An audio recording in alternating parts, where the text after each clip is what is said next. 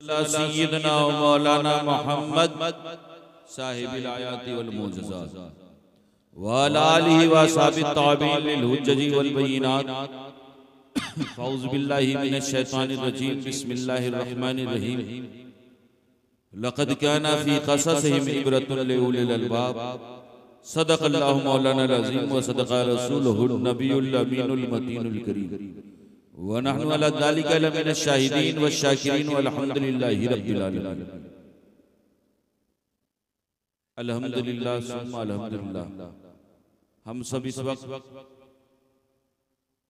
फैज़ाने गौसे आज़म conference में शिरकत कर रहे हैं और यकीनन ये अल्लाह वाले का एहसान है कि हमारा यकीन और ईमान कहता है कि गौसे पाक की महफिल बंदा उस वक्त तक नहीं सजाता जब तक गौसे पाक की तरफ से इशारा हासिल हो।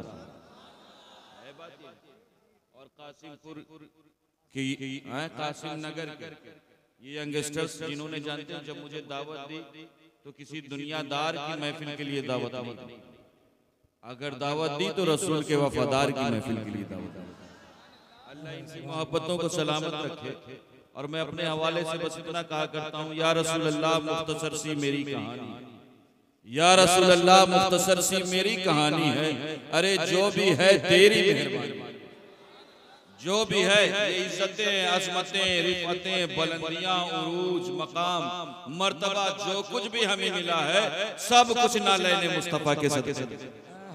अल्हम्दुलिल्लाह सुम्मा अल्हम्दुलिल्लाह। हम अहले सुन्नत है या नहीं? और अहले सुन्नत गुस्ताखों के टोले का नाम नहीं है, बल्कि अहले सुन्नत मुस्तफ़ा के वफादारों का नाम। अल्हम्दुलिल्लाह सुम्मा अल्हम्दुलिल्लाह। मैं एक बात बता दूं, अल्हम्दुलिल्लाह जानते हो ये जो दूसरा महीना था वो माहे मीलाद, जिसे हम सुन्नी रसूल आज़म के नाम से मौसूल करते हैं। इस महीने को रसूल आज़म से निस्बत हासिल है और ये जो रबीउल सानी है इसे गौसे आज़म से निस्बत हासिल है। अल्हम्दुलिल्लाह हम रसूल आज़म के नाम का कलमा पढ़ने वाले हैं और गौसे आज़म की मोहब्बतों का चिराग अपने सीने में जलाए हुए हैं। बात ये नहीं, मैं सिर्फ इतना कहा करता हूँ मुस्तफ़ा के गुलामों, आज हालात आप किसी दुनियादार के नाम का बैनर लेकर के चले कोई सवाल नहीं, लेकिन अगर आई लव मोहम्मद का बैनर ले लें तो लोगों के माथे पर शिकन पड़ जाता है ना, फिर थाने में न जाने क्या क्या दर्ज कर दिया जाता है। और मैं यकीनन मुस्तफ़ा करीम के गुलामों में उस बात पर भी आऊंगा और मैं कहा करता हूँ, या रसूल अल्लाह मुख्तसर सी मेरी कहानी, या रसूल अल्लाह मुख्तसर सी मेरी कहानी है। अरे जो भी है तेरी मेहरबानी है और जितनी सांसों ने तेरे नाम लिए, जितनी सांसों ने तेरे नाम लिए, अरे बस वही मेरी जिंदगानी। तुम बंदिशें लगाओ, मुस्तफ़ा करीम के गुलाम नारे लगाते हैं। है बात ये नहीं, यकीनन हम उस रसूल के दीवाने हैं कि जिस रसूल के सदक़े में कायनात मौजूद है। और मैं कहा करता हूँ मेरी कोई हैसियत और औकात नहीं है कि मैं उस रसूल की शान बयान करूँ कि जिसकी शान कुरान बयान करे। जिस रसूल की शान के कसीदे रहमान पढ़ दे उस रसूल की शान को इंसान नहीं बयान कर सकता। और मैं बस इतना कहा करता हूँ, वो सुबह रबी की शहर का उजाला, वो जिसको बहारों ने सदियों में पाला, वो जिसको बहारों ने सदियों में पाला, अरे जिसे हक ने खुद आप साचे में ढाला, वो जिसने अंधेरों से हमको निकाला, वो बरकत का परता और रहमत का झाला, वो आदम ईसा सभी का हवाला, फलक चांद सूरज सितारे गवाह है, जमी के सभी एक नजारे गवाह है। वो आया है जिसने जहां को संभाला, हुस्न की नजाकत उमंगों की माला, अरे वो हर नूरी बशरी से बेहतर बाला, जो समझे तो कोई उसे हो सवाल, वो हर मौजज़े में नबियों से आला, वो तख्लीक के कुदरत में सबसे निराला, वो आदम को जिसने वो आदम ने जिसको निगाहों में देखा, वो तख्लीक कुदरत की बाहों में देखा। अरे सुनो, वो उम्मत को सीने लगाने है आया, वो तौहीद रब की सुनाने। मेरी कोई हैसियत, मेरी कोई औकात नहीं कि मैं रसूल की शान बयान कर सकूं। और अल्हम्दुलिल्लाह मुस्तफ़ा करीम के गुलामों का एक तांता लगा हुआ है कि हम अपने रसूल अपनी जिंदगी की आखिरी सांस तक रसूल की जिक्र की महफिलें सजाते हैं। हम महफिलें सजाएंगे। हाँ, एक मर्तबा हुसूल बरकत के लिए, तलब अमन आफियत के लिए, तमाम आफात और बलैयात से हिफाजत के लिए, जिंदगी की किसी एक रात अपने आका की रुखे नूर की जियारत के लिए दुरूद पाक का नजराना पेश कर पढ़े। सल्लि अला सय्यदिना मौलाना मुहम्मद व अला आलि सय्यदिना मौलाना मुहम्मद सल्लल्लाहु अलैहि वसल्लम। गौसे आजम के नाम की महफिल सजी, सुनना चाहेंगे आप? कब से जलसा सुन रहे हो, कितनी देर से? कम से कम 3-4 घंटे तो हो गए बाद ऐशा से लेकर के अब तक आपने सुना है, मुझसे सुनेंगे? अल्हम्दुलिल्लाह। मैं अल्लाह के वलियों की शान, आज एक तबका है ना जो कहता है यार कुरान में कहाँ लिखा है गौसे पाक? हम नहीं मानते कोई गौसे पाक। मैं ऐसे बदबख्तों से सवाल करूंगा। अल्हम्दुलिल्लाह अल्लाह के वलियों की शान कुरान की रोशनी में समझाऊंगा। समझना चाह रहे हैं? हमारे जी जी कोथा सुने या घूम कुरेन हमारी बातें सुनेंगे या सोएंगे आप? यकीनन अल्हम्दुलिल्लाह सुम्मा अल्हम्दुलिल्लाह। मैं कहा करता हूँ कि सुनो, महशर में मग़फ़िरत की सनद गौसे पाक, महशर में मग़फ़िरत की सनद गौसे पाक है। अरे सब कुछ मेरा है मेरे अगर गौसे पाक, सब कुछ मेरा है मेरे अगर गौसे पाक है। अरे खैरुल वरा की आल है मौला अली के लाल। कौन सा खैरुल वरा की आल है मौला अली के लाल। अरे खैरुन निसा के नूरे नजर गौसे पाक, खैरुन निसा के नूरे नजर गौसे पाक है। और गर्दन पे हर वली के कदम गौसे पाक। गौसे पाक की शान ये है कि उलमा से आपने सुना है ना क्या गौसे पाक वो हैं कि जिनके कदम तमाम औलिया के गर्दनों पर। लेकिन जानते हो हम हिंदुस्तान के रहने वाले ख्वाजा के दीवाने हिंदल वली अताए रसूल जानते हो, जब ये फरमान गौसे पाक का हजरत गरीब नवाज के कानों में पड़ा ना तो जानते हो उन्होंने क्या फरमाया? यार गौसे पाक यकीनन आपका कदम तमाम औलिया की गर्दनों पर है, लेकिन गौसे पाक आपका कदम मोइनुद्दीन चिश्ती की गर्दनों पर नहीं बल्कि आंखों और निगाहों पर। गौसे पाक का मकाम और मर्तबा। इसीलिए मैं कहा करता हूँ कि महशर में मग़फ़िरत की सनद गौसे पाक है। अरे सब कुछ मेरा है मेरे अगर गौसे पाक है। और खैरुल वरा की आल है मौला अली, खैरुल वरा की आल है मौला अली के लाल। अरे खैरुन निसा के नूरे नजर गौसे पाक, खैरुन निसा के नूरे नजर गौसे पाक। और गर्दन पे हर वली के कदम गौसे पाक, गर्दन पे हर वली के कदम गौसे पाक। तारे तारे है कुल वली तो कमर गौसे, तारे है तो कमर गौसे पाक है। और उनके नसब में नूरे मोहम्मदी है, जिनके नसब में नूरे मोहम्मदी है जलवागर। अरे बेशक हसन के लख्ते जिगर गौसे, बेशक हसन के लख्ते जिगर गौसे पाक। मैंने खुतबे के बाद जिस आयत करीमा की तिलावत का शरफ हासिल किया, कुरान की बहुत मशहूर और मारूफ आयत करीमा, अल्लाह रब्बुल इज्जत इरशाद फरमाता है, सुनो लक़द कान लकुम फी क़ससिहिम इब्रतुन लिउलिल अलबाब। तहक़ीक़ अल्लाह के नेक बंदों के वाक़यात में अक्ल वालों के लिए इबरत के समान। एक बंदा खड़ा होकर के महफिल में सवाल करता है यार मैं नहीं मानता कैसे गौसे पाक की ठोकर से मुर्दे जिंदा हो जाओ। लोग इनकार कर बैठते हैं। लेकिन मैं एक बात बता दूं, मुस्तफा करीम के गुलामों अपनी निस्बतों पर जितना नाज करो कम है, क्योंकि जानते हम उस गौसे पाक के नाम का दम भरने वाले हैं कि जिसकी करामतों के हवाले से इब्ने तैमिया जैसे शख्स ने लिखा है कि गौसे पाक की करामतें इतना तवातुर के साथ बयान होती हैं कि उन पर यकीन करना लाजिम और अशद जरूरी। वो जात है गौसे पाक की। अरे अपने तो अपने गैरों ने कहा है, अशरफ अली थानवी लिखता है कि गौसे पाक की करामतें इतनी ज्यादा रोज़ो रोशन की तरह आया है कि उनका यकीन करना इन्हें किसी तरह का कोई शक और शुबहा नहीं। सोचो ये है शान गौसे पाक की जिनके कसीदे अपने नहीं बल्कि गैर। अल्लाह रब्बुल इज्जत इरशाद फरमा रहा है, लक़द काना फी क़ससिहिम इब्रतुन लिउलिल अलबाब। तहक़ीक़ की अल्लाह के नेक बंदों के वाक़यात में अक्ल वालों के लिए इबरत की समझ। किसके लिए? अक्ल वालों के लिए। अब अगर कोई बंदा खड़ा होकर के कहे मैं नहीं समझता कि कैसे चोर आया था और वली बन के चला गया, मैं नहीं समझता कैसे 12 साल की डूबी हुई कश्ती पल भर में बाहर निकल आई। मेरी अक्ल तस्लीम नहीं करती। तो मुस्तफा करीम के गुलामों, तुम्हें घबराने की जरूरत नहीं है। कुरान ने खुद ही इशारा फरमा दिया है। सुनो, अल्लाह के नेक बंदों के वाकयात उन्हीं को समझ में आएगा जो अक्ल वाले। अब अगर बंदा अक्ल से खाली होगा तो उसे गौसे पाक की करामतें, उसे मुर्दे का जिंदा कर देना समझ में नहीं आएगा। मैं एक बात और बता दूं, अल्हम्दुलिल्लाह सुम्मा अल्हम्दुलिल्लाह। जानते हो, मैं खुद कुरान, मैं अपना बयान कुरान के इर्द गिर्द रखना चाहता हूं। जानते हैं, इसी कुरान पाक की बहुत मशहूर और मारूफ आयत करीमा है। अल्लाह रब्बुल इज्जत इरशाद फरमा रहा है, सुनो, इन्नमा वलियुकुमुल्लाह, बेशक अल्लाह तुम्हारा। अल्लाह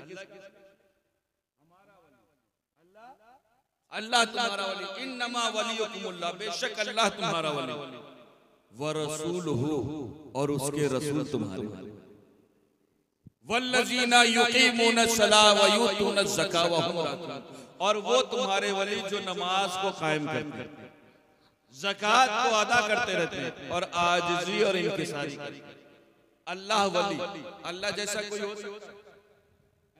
हम सुन्नियों का अकीदा है कि अल्लाह जैसा कोई नहीं हो सकता। व रसूलुहु, और उसके रसूल तुम्हारे वाले। रसूल जैसा यकीनन हम सुन्नी है ना, वो दूसरी बिरादरी है जो रसूल को अपनी तरह करती है ना। हमारा यकीन है कि हमारे रसूल के जैसा भी कोई, बोले आप, कोई नहीं हो सकता। लेकिन जानते हो, उसके बाद जानते हो, उलमा मौजूद है, इनसे पूछें, कुरान पाक में जिस सीगे का इस्तेमाल किया है वो जमा कर सकते हैं। वल्लज़ीना युक़ीमूनस्सलाह व यूतूनज़्ज़काह व हुम राकिऊन, और वो तुम्हारे वली जो नमाज को कायम करते हैं, ज़कात को अदा करते रहते हैं, और आजिज़ी और इंकिसारी करते हैं। व हुम राकिऊन का तर्जुमा के हवाले से मुफस्सिरीन फरमाते हैं, यानी आजिज़ी और इंकिसारी करते हैं। अल्लाह वली, उसके जैसा कोई नहीं हो सकता। वह रसूल हो, और उसके रसूल तुम्हारे वाले, उसके रसूल जैसा भी कोई नहीं हो सकता। लेकिन ये जो जमा का सेगा इस्तेमाल करके अल्लाह रब्बुल इज्जत इशारा फरमा रहा है, सुनो, इस जमा के सेगे के साथ अल्लाह ने बता दिया कि अल्लाह के वलियों का सिलसिला रुकने वाला नहीं, इनका सिलसिला सुबह कयामत तक चलता रहेगा। लिहाजा जिन ज़हनों में ये खलजान है कि वो अल्लाह के वलियों की निशानियों को मिटा देंगे या अल्लाह के वलियों के यादों को खत्म कर देंगे, तो उन्हें अपने ज़हन से इस बात को दूर करना पड़ेगा कि सुनो, इनके भेजने की जिम्मेदारी तो उस रब्बे कदीर ने ली है जिसने लफ्ज़ कुन से कायनात की तख्लीक फरमाई। तो हमारी और आपकी क्या मजाल कि हम इन अल्लाह के वलियों की निशानियों को मिटा सके या जिक्र गौसे आज़म को खत्म कर। इसीलिए तो मैं कहा करता हूँ, मिट गए मिटते हैं, मिट जाएंगे आता तेरे। अरे मिट गए मिटते हैं, मिट जाएंगे आता तेरे, ना मिटा है ना मिटेगा कभी चल चल, ना मिटेगा कभी चल चल। जानते हो, अपनी निस्बतों पर जितना नाज करो। गौसे पाक से किसी ने सवाल किया था, अब्दुल कादिर जिलानी बताएं, आपकी निस्बतों का फैजान तो उन पर होगा जिन्होंने आपके हाथों में अपना हाथ, आपके निस्बतों का फैजान तो उन पर होगा जिन्होंने आपका दामन पकड़ लिया। लेकिन अब्दुल कादिर जिलानी बताएं, आपकी वफात के बाद, आपकी हयात जाहिरी से पर्दा पोशी के बाद आपकी निस्बतें कैसे फायदा। तो जानते हो, नबी के इस नवासे ने, शहजादे रसूल ने फरमाया था, सुनो, सुबह कयामत तक अगर बंदा अपने नाम के आगे कादरी लिखता रहेगा तो अब्दुल कादिर जिलानी का फैजान उस पर जारी है। लिहाजा अपनी निस्बतों पर जितना नाज करो कि अल्लाह रब्बुल इज्जत ने हमें इतने मुस्तहकम और इतने मजबूत आस्ताने और इतनी बड़ी शख्सियत। मैंने कुरान पाक की जिस आयत करीमा की तिलावत का शरफ हासिल किया, इन्नमा वलियुकुमुल्लाह, बेशक अल्लाह तुम्हारा वली, अल्लाह हम सब का वली है ना, व रसूल, और उसका रसूल तुम्हारा वली। और जानते हो अल्लाह कैसा वली? मैं शान विलायत बयान फरमाते हुए कुरान की एक आयत पेश करूं। अल्लाह रब्बुल इज्जत खुद अपनी शान विलायत बयान फरमाते हुए इरशाद फरमाता है, सुनो, फल्लाहु हुवल वलिय्यु व हुवा युहिल मौता, अल्लाह ऐसा वली जो मुर्दे को जिंदा, अल्लाह का ये कुदरत है, अल्लाह के पास ये पावर है जो मुर्दे को।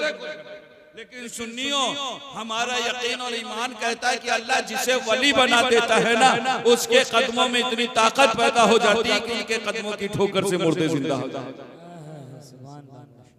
कहेंगे मैं इधर उधर से कर रहा हूँ, मैं इधर उधर से बातें नहीं करता, लेकिन मैं आपको गौसे पाक की करामत कुरान की रोशनी में समझाऊं।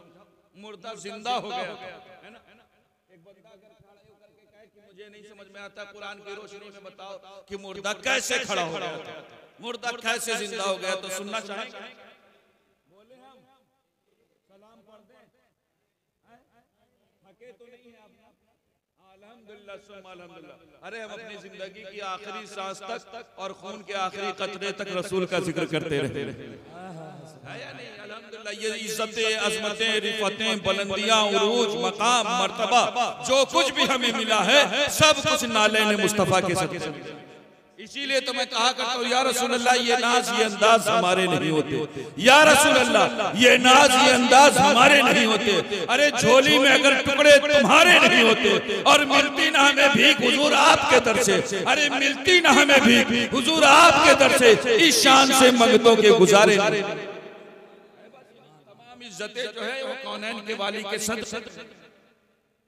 अगर आपको कुरान से समझाना हो तो कैसे? गौसे पाक का वाक़या क्या हुआ था? गौसे पाक ने मुर्दे को ठोकर मारी थी, मुर्दा जिंदा हो गया, है ना? यही तो है। अब मैं एक बात बताऊं, कुरान पाक की एक सूरह है जिसे हम और आप सूरह बकरा के नाम से जानते हैं। उलमा मौजूद हैं, इनसे पूछें कौन सी सूरह बकरा कभी पढ़ी आपने? टाइम मिला है? हमारा यंगस्टर रात भर व्हाट्सएप और फेसबुक, हमारे यंगस्टर्स की हालत तो खैर मैं किसी पर कोई कमेंट्स नहीं करता, लेकिन बातें अगर सच्ची ना हो तो मेरा गिरबान पकड़े। जानते हो व्हाट्सएप के जरिए 2500 किलोमीटर दूर बैठे हुए बंदे से पूछेंगे खाना खाया या नहीं, है ना? आपकी तबीयत तो ठीक है, लेकिन उसी घर में बैठे हुए अपने वालिदैन से नहीं पूछेंगे वालिद साहब खाना खाया। मुस्तफा करीम के गुलामों, अपनी निस्बतों, अपनी मोहब्बतों, कौनैन के वाली का फरमान है वालिदैन जो है ना वो हमारे लिए जन्नत का दरवाजा, लिहाजा उनका एहतराम करते रहे। खुदा की कसम, जैसा बोओगे कमा तुदीनो तुदा। अगर तुमने अपने वालिदैन की इज्जत की तो तुम्हारी आने वाली नस्लें तुम्हारा एहतराम, और अगर तुमने अपने वालिदैन का दिल दुखाया तो मैं कह दूं बड़े से बड़े पीर की दुआ ले लो, तुम्हें वो फायदा नहीं करेगा जो तुम्हारे वालिदैन तुम्हारे हक में।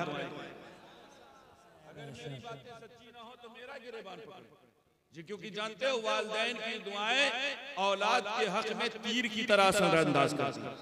यही वजह है कि गौसे पाक की वालिदा ने गौसे पाक को दुआएं दी, तो जो अब्दुल कादिर था ना वो सुबह क़यामत तक गौसे आज़म बनकर गौसे पाक की, अगर मखदूम अशरफ जहांगीर सिमनानी ने वालिदैन की दुआएं ली तो समनान के तख्त को ठोकर मारा और आपकी बादशाह सुबह क़यामत तक, है ना? ये सब वालिदैन की दुआओं का सबब। लिहाजा अपने वालिदैन की दुआएं लेते हैं। मैं बातें करने चला हूं, जिसे सूरह बकरा के नाम से पढ़ा है।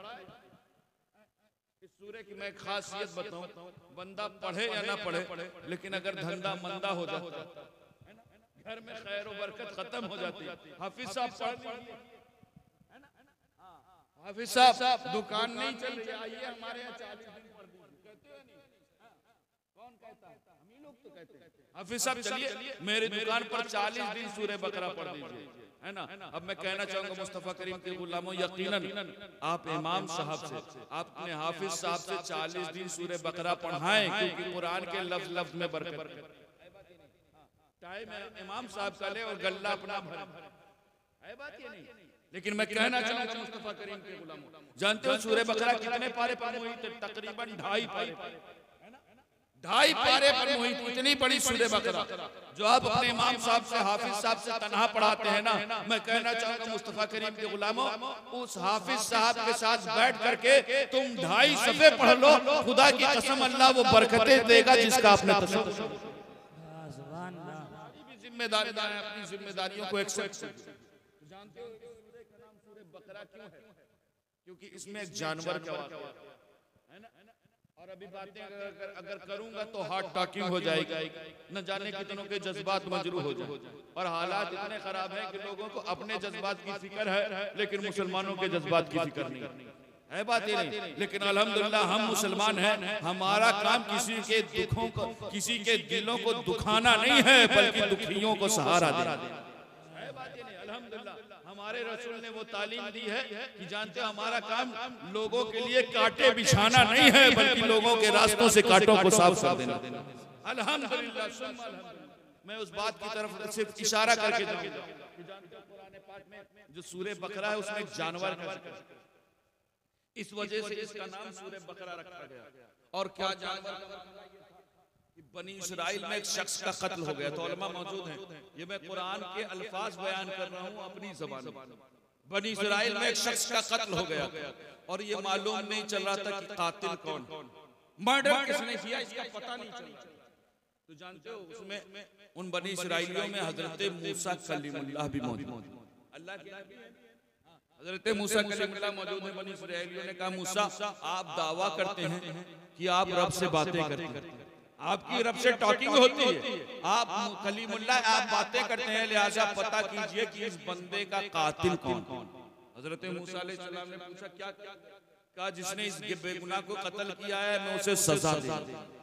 हजरत मूसा अलैहिस्सलाम कोहे तूर पर पहुंचे, रब की बारगाह में अर्ज़ की, रब कौम उस बंदे के कातिल के बारे में कि किसने उस बंदे का बेगुनाह का कत्ल। हजरत मूसा अलैहिस्सलाम से अल्लाह रब्बुल इज्जत ने इरशाद फरमाया मूसा उनसे कह दो कि एक जानवर लाए, एक बकरा लाए, एक जानवर लाए। हजरत मूसा अलैहिस्सलाम ने कौम से बताया, कौम ने कहा मूसा हम जानवर तो ले आएंगे, लेकिन जो जानवर होते हैं वो अलग अलग उम्र के होते हैं। बात जानवर छोटा भी होता है, जानवर बड़ा भी होता है, लिहाजा आप जानवर की उम्र पूछ लें। हजरत मूसा अलैहिस्सलाम ने रब्बे कदीर की बारगाह में अर्ज़ किया है, रब्बे कदीर कौम उस जानवर की उम्र के बारे में सवाल करे। अल्लाह रब्बुल इज्जत ने इरशाद फरमाया मूसा उनसे कह दो ना बहुत बूढ़ा हो ना बच्चा हो, जवान।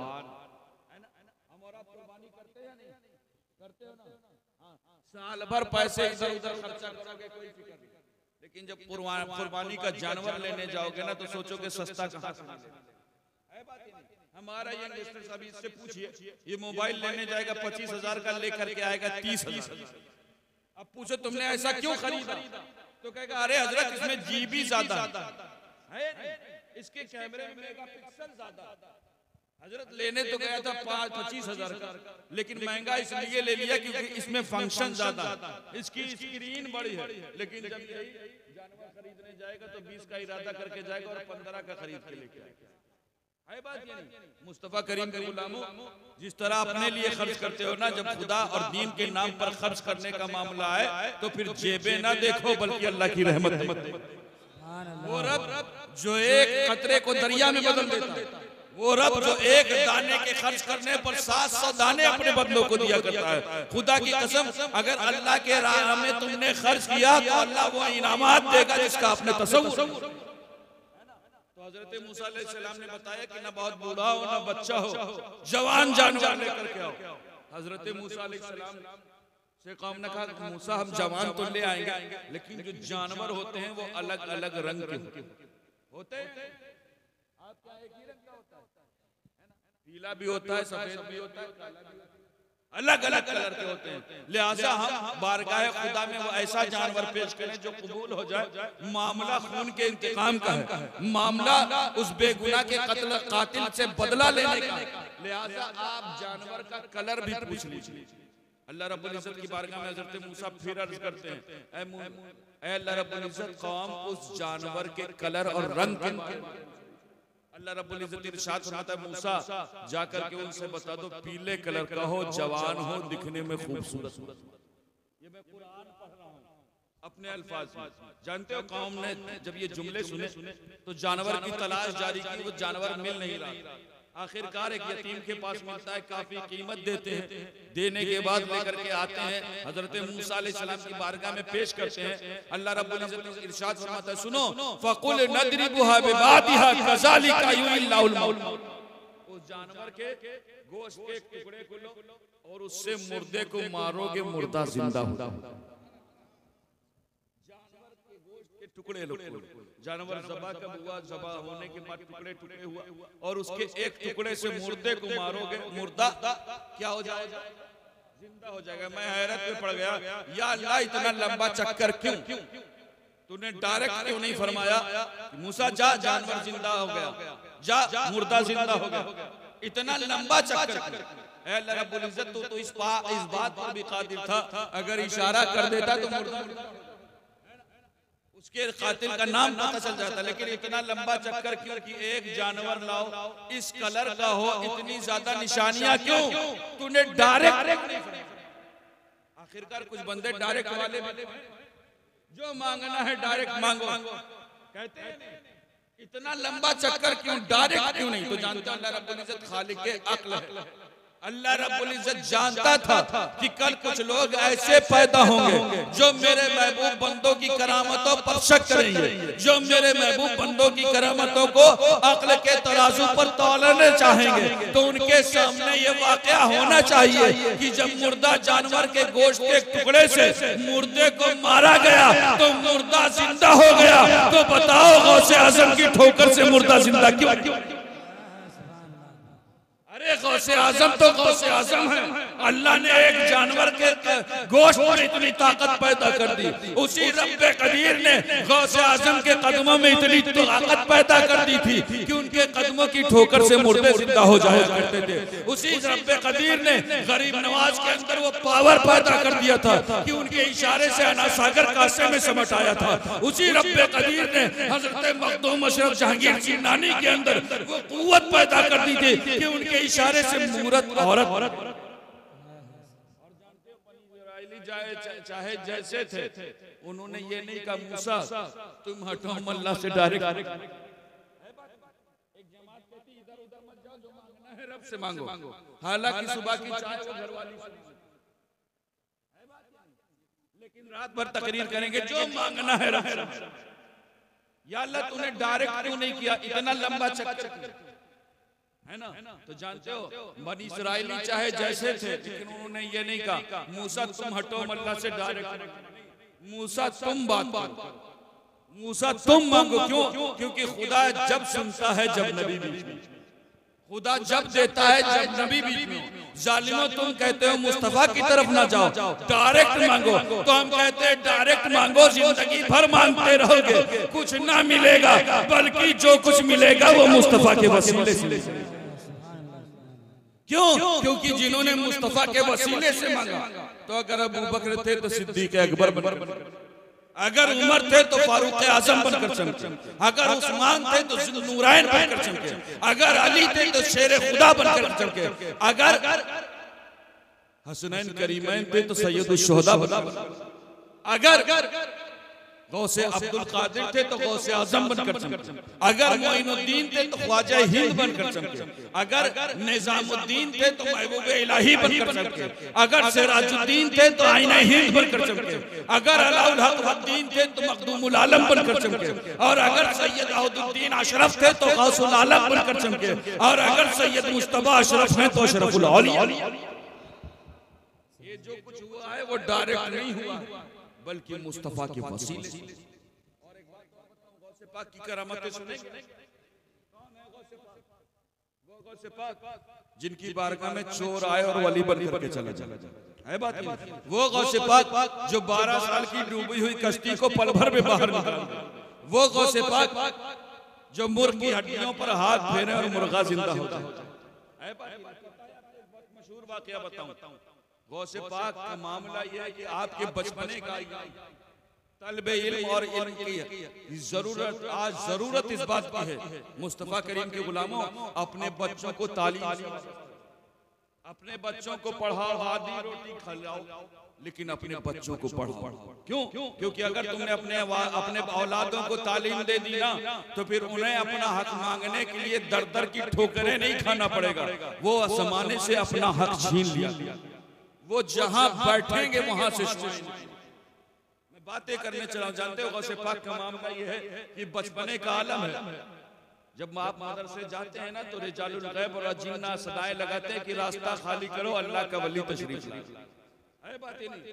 गौसे पाक का मामला ये है कि बचपने मादर जात वाली है, बचपने से अय्याम तिफली में आपकी विलायत, वो गौसे पाक आपकी बारगाह में एक औरत आई और आकर के उसने अपने बच्चे को पेश किया। हुजूर पीर साहब ये बच्चा आपकी खिदमत में रहेगा, इस बच्चे को आपकी सेवा के लिए आपकी खिदमत में दे रही हूँ ताकि आप इसे पढ़ा दें, इल्म के जेवर से आरास्ता करें, इसे दीन की तालीम दे दें। और पाक ने उस बच्चे को कबूल किया। वो औरत अपने घर चली गई। इधर कई महीने बीत गए, लेकिन एक दिन माँ के दिल में ख्याल आया, चलो देखते हैं, अपने बेटे से पूछ लेते हैं कि क्या हाल है। चल करके देखें बेटा मेरा किस हालत में है। अब्दुल कादिर जिलानी क्या छोड़ के आऊं, पीराने पीर दस्तगीर की बारगाह में छोड़ करके आई, चलो देखते हैं। जब पहुंची ना तो देखा क्या कि हजरत वो छोटा बच्चा गौसे पाक की खानका की चौखट पर बैठा हुआ है और बैठ करके सूखी रोटी खा रहा। वो बच्चा जो तंदुरुस्त और हष्ट दे करके गई थी, वो बच्चा जो सेहतमंद दे करके गई थी, 6 महीने में एकदम लागर और कमजोर हो गया। उस बच्चे का रंग पीला हो गया। माँ ने देखा, कहा इतनी मुसीबत तुम पर है, ये सूखी रोटियां खा रहे हो, कहा यहाँ यही मिलता। माँ ने कहा अच्छा हो सकता है भाई खानका में यही इंतजाम हो। अब कहा अब यहाँ आई हूँ, बेटे से मिल रही हूँ, चलो अंदर चल करके गौसे पाक से भी मिल लेती। अब जब अंदर पहुंची ना तो देखा दस्तरखान लगा हुआ, शानदार दस्तरखान बिछा हुआ, जिस पर दुनिया की हर तरह की नेमतें सजी हुई। अब कोई भी बंदा हो तो उसका दिमाग तो खराब हो जाएगा, उसका खून खौल गया। बाहर मेरा बेटा सूखी रोटी खा रहा और यहाँ शानदार दस्तरखान लगा हुआ है, जिस पर अल्लाह ने हर तरह की नेमतें सजाई हुई, ये कैसा इंतजाम। फौरन शिकवा करने लगी और कहा, ऐ पीराने पीर दस्तगीर, आप तो बहुत बड़े पीर हैं, आप पीरों के पीर हैं, बाहर मेरे बेटे को सूखी रोटियां खिला रहे हैं और अंदर मुर्ग की हड्डियां और मुर्ग मुसल्लम मौजूद है। पीराने पीर मुस्कुरा करके जवाब देते हैं, सुनो, तुमने अपने बच्चे को किस लिए भेजा था? तालीम हासिल करने। तुमने अपने बच्चे को दीन सीखने के लिए भेजा था। अरे सुनो, ये जो वहाँ सूखी रोटियां खा रहा है ना, गौसे पाक जलाल में आते हैं, उलमा मौजूद है, इनसे पूछे, तारीख बताती है कि उस दस्तरखान पर मुर्ग की हड्डियां बिखरी हुई। पीराने पीर दस्तगीर अपना हाथ फेरते हैं, तारीख बताती है मुर्ग जिंदा हो जाता। अब फरमाते सुनो, तुम्हारा बच्चा जो आज सूखी रोटियां खा रहा है ना, वो कल जब इस लायक हो जाएगा, वो भी जब इस लायक हो जाएगा कि हड्डियों पर हाथ फेरे, तो उसके लिए भी मुर्ग मुसल्लम लगाएगा। कहने का मकसद ये जो दौलत हासिल होती है कुर्बानियों के बाद हासिल होती है। गौसे पाक की कुर्बानियां आप याद रखें, जानते हैं आपके उस्ताद ने कहा था अब्दुल कादिर, अब तुम्हें जीलान छोड़ना होगा और बगदाद जाना, आगे की तालीम का सिलसिला तुम्हारा वहां होगा। पीराने पीर अब्दुल कादिर जिलानी का मामला यह है कि आप अपने वालिदैन की इकलौती औलाद, तन्हा एक औलाद, दुनिया से कूच कर चुके हैं, वफात पा चुके हैं, आपकी तन्हा माँ मौजूद हैं। गौसे पाक जब अपनी माँ से इजाजत लेते हैं ना कि माँ मुझे इल्म के हासिल करने के लिए बगदाद जाना, हमारी और आपकी माँ हो तो अरे यार मेरी इकलौती औलाद हो, तुम कहाँ जाओ, इतना लंबा सफर करोगे। लेकिन जानते हो पीराने पीर दस्तगीर की माँ आंखों में आंसू और तारीख उलमा मौजूद है, इनसे पूछें, ये गौसे पाक की माँ की गौसे पाक से आखिरी मुलाकात है। जरा उस माँ के जज्बे को देखो।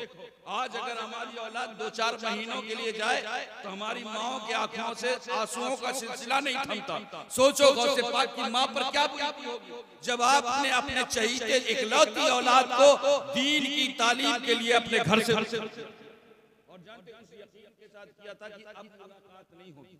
उलमा मौजूद हैं, उसके बाद गौसे पाक की अपनी वालिदा से मुलाकात नहीं हुई। माँ का कहना था बेटा अब अगर हमारी तुम्हारी मुलाकात होगी तो मैदान में, लेकिन तुम जा रहे हो तो मेरी एक वसीयत और नसीहत याद रखो कि कोई ऐसे भी हालात हो जाएं लेकिन तुम झूठ मत। यही गौसे पाक की माँ ने क्या कहा था, कभी झूठ मत बोलना। और हमारी और आपकी क्या हालत है, हमारे झूठ से तो हमारे माँ बाप महफूज नहीं, हमारे झूठ से हमारे रिश्तेदार और अहबाब महफूज नहीं, हमारे झूठ से तो हमारी घरवाली महफूज नहीं। अभी जिस दोस्त के पास के साथ हम और आप घंटों होटलों पर बैठ करके चाय की चुस्कियां लेते हैं, लेकिन अगर आप मार्केट में जाएं वही दोस्त जो आपसे कुछ दूरी पर मौजूद हो और आप मार्केट में कोई चीज ले ले, आजकल तो जीपे का दौर है ना, और अपने दोस्त को फोन करे, अरे भाई साहब मैंने ये सामान खरीद लिया है, मेरे पॉकेट में पैसा नहीं है, जरा जीपे कर दो, है ना। तो दोस्त अगर आजकल का दोस्त होगा तो फौरन क्या कहेगा, यार जितना तुम कह रहे हो ना बैलेंस नहीं है, फौरन इनकार कर जाएगा, फौरन झूठ का सहारा लेगा। क्यों? क्योंकि अगर दे देगा तो आप लेंगे नहीं, अगर उसने दे दिया तो वापस नहीं मिलना उसको, है ना, दोस्ती दुश्मनी में बदल जाएगी। मुस्तफा करीम के गुलामों अपने इस कैरेक्टर को बदलो, अपने इस किरदार को बदलो, रसूल के सच्चे और पक्के गुलाम हो। अगर गौसे पाक की मोहब्बत है ना तो सिर्फ लंगर खाने से काम नहीं चलेगा, गौसे पाक के नाम के नारे लगाने से काम नहीं चलेगा, बल्कि गौसे पाक की मोहब्बत तब सच्ची होगी जब गौसे पाक के अमल पर भी, पैगाम पर भी अमल करें। गौसे पाक का एक मैसेज सुनना चाहेंगे? गौसे पाक की करामतें आप तक आपने उलमा से सुनी होगी, लेकिन मैं आपको गौसे पाक की एक बात सुनाता हूँ। गौसे पाक फरमाते हैं, सुनो, अल मुहिब्बु ला यमलिकु शै'अन युसल्लिमु कुल्ला इला महबूब। मुहिब की पहचान है, वो खुद किसी चीज का मालिक नहीं होता, बल्कि अपनी हर चीज अपने महबूब के सुपुर्द कर देता है। किसने कहा? पीरा ने पीर दस्तगीर क्या फरमाया? हम सब गौसे पाक के दीवाने, गौसे पाक के नाम का लंगर खाने वाले, या गौस मदद की सदाएं लगाने वाले, गौस का दामन नहीं छोड़े होंगे कि नारे लगाते हैं। वो पीरा ने पीर दस्तगीर फरमाते हैं, मुहिब की ये पहचान है, वो खुद किसी चीज का मालिक नहीं होता, बल्कि अपनी हर चीज अपने महबूब के सुपुर्द कर देता है। तो हम सब तो रसूल के दीवाने हैं या नहीं? तो रसूल अगर कुछ मांगे तो दोगे या नहीं?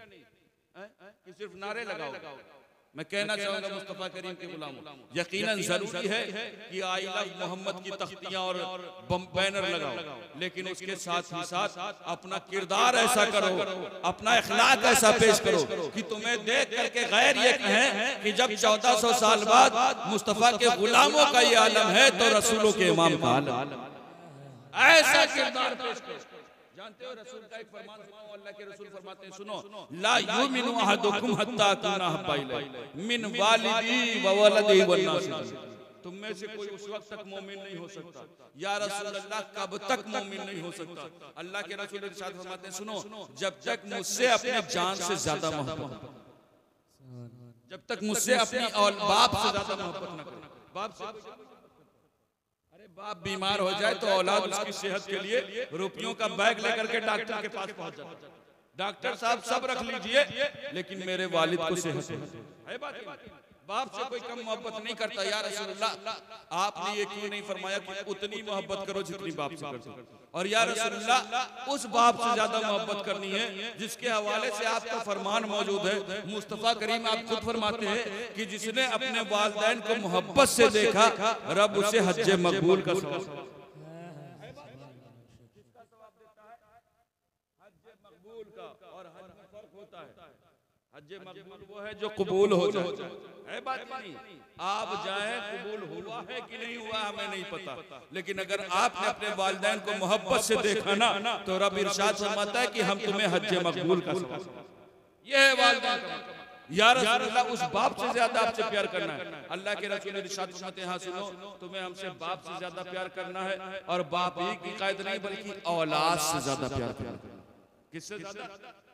औलाद तो हमारे खून का कतरा है, औलाद तो हमारे जिस्म का टुकड़ा है, औलाद तो वो है कि जिसके ब्राइट फ्यूचर के लिए हम ऑफिसों में बैठ करके न जाने कितनी रिश्वतें लेते हैं। औलाद के मुस्तकबिल को संवारने के लिए हम अपनी आखिरत बर्बाद कर देते हैं। औलाद से, या रसूलुल्लाह, आपने ये क्यों नहीं फरमाया कि उतनी मोहब्बत करो जितनी औलाद से करते हो? या रसूलुल्लाह, उस औलाद से ज्यादा आपसे प्यार करना है कि जिसके हवाले से आपका फरमान मौजूद है। मुस्तफा करीम आप खुद फरमाते हैं कि जिसने अपनी औलाद के मुंह में लुकमा डाला, रब उसे सदक़े का सवाब। या रसूलुल्लाह, उस औलाद से ज्यादा आपसे प्यार करना है। अल्लाह के रसूल इरशाद फरमाते हैं, सुनो, तुम्हें हमसे बाप से ज्यादा प्यार करना है, औलाद से ज्यादा प्यार करना है, और बाप और औलाद ही की कैद नहीं बल्कि वन्नास, हर इंसान से ज्यादा। किससे प्यार करना है? अल्लाह के रसूल से। और उसके बाद अजमईन का लफ्ज़, यानी इस अजमईन ने बंगला, गाड़ी, प्रॉपर्टी, जायदाद, हर एक चीज को फेरे मेरे रखे, यानी हर एक चीज से ज्यादा किससे प्यार किया? अल्लाह के रसूल से, या रसूल अल्लाह आपने ये क्यों फरमाया, आपने ये क्यों नहीं फरमाया कि उतनी मोहब्बत करो जितनी बाप से करते हो, उतनी मोहब्बत करो जितनी औलाद से करते हो, उतनी मोहब्बत करो जितनी बंगला गाड़ी प्रॉपर्टी से करते हो, या रसूल अल्लाह इन सब से ज्यादा क्यों आपसे करते हो? तो जानते हैं मेरा विजदान कहता है, मुस्तफा करीम जवाब देंगे, सुनो ये सारी मोहब्बतें तभी तक हैं जब तक तुम्हारी आंखें खुली। बाप बहुत मोहब्बत का दम भरता है, लेकिन अगर बेटे की आंखें बंद हो जाएं तो बाप कब्र में लेटने के लिए तैयार होगा?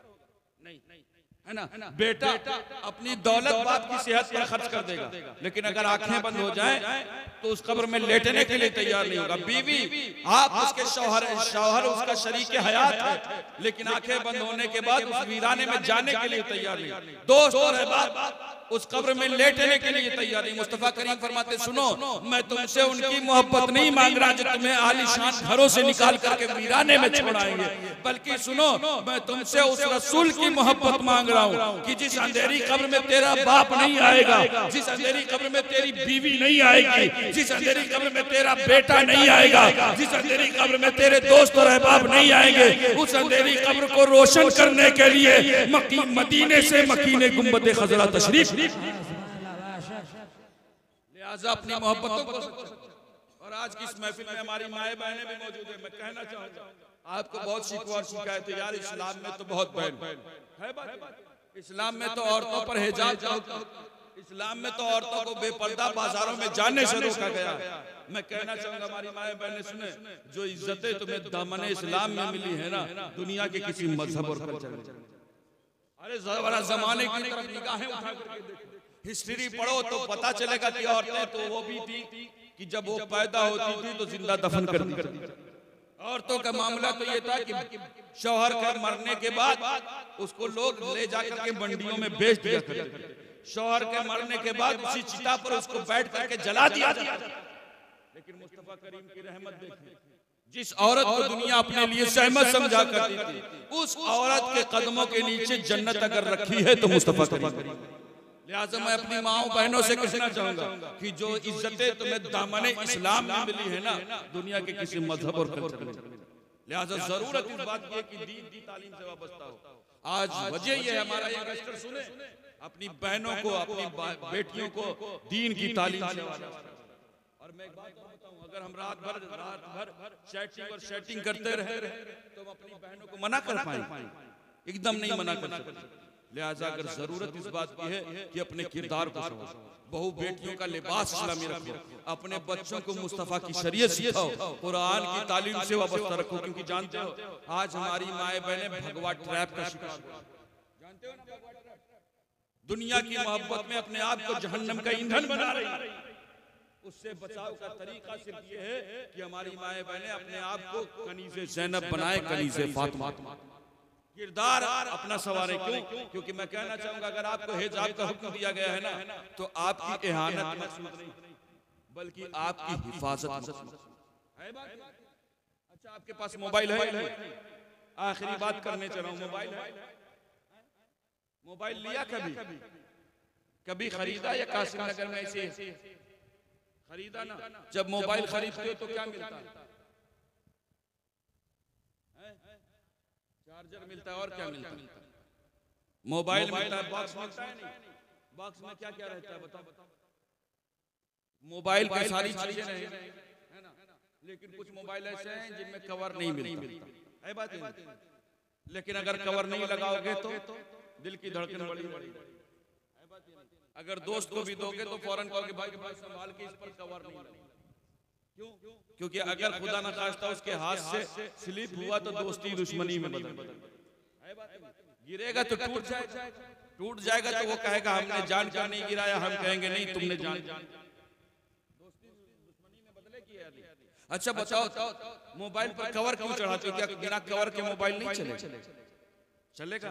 बात होगी या नहीं? यकीनन बात होगी, लेकिन कवर क्यों लगाते हो? किसकी सेफ्टी के लिए, है ना?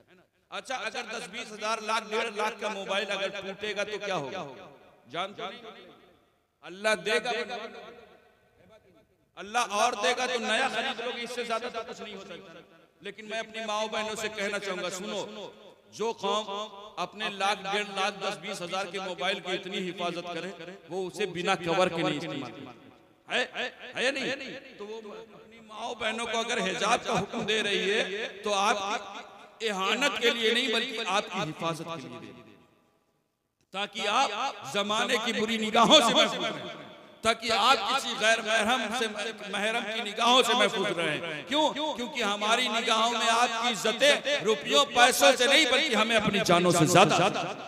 लिहाजा जरूरत इस बात की है कि इस महफिल में आए हो तो अपने आप को रसूल के दर का गुलाम बनाओ, अपने नस्लों को मुस्तफा की शरीयत सिखाओ, बहू बेटियों का लिबास इस्लामी रखो। और मैं कहना चाहूंगा अपने बच्चों को उलमा की खिदमत में खाली हाथ भेजो, इंशाअल्लाह खाली हाथ नहीं लौटेंगे। अगर लौटेंगे तो माँ बाप का एहतराम लेकर के लौटेंगे। क्यों?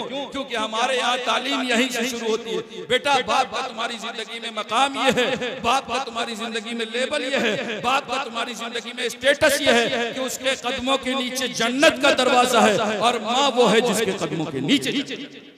लिहाजा जरूरत इस बात की है कि अपने बच्चों को मुस्तफा की शरीयत सिखाएं, कुरान की तालीम से वाबस्ता रखें, क्योंकि यह कौम वही फिर है तबाही का जमाना। इस्लाम है फिर तीरे हवादिस का निशाना, और मिटते हुए इस्लाम का फिर नाम जली हो। लाजिम है कि हर शख्स हुसैन इब्ने अली हो। अस्तगफिरुल्लाह रब्बी मिन कुल्ली ज़ंबि व अतूबु इलैह व मा अलैना।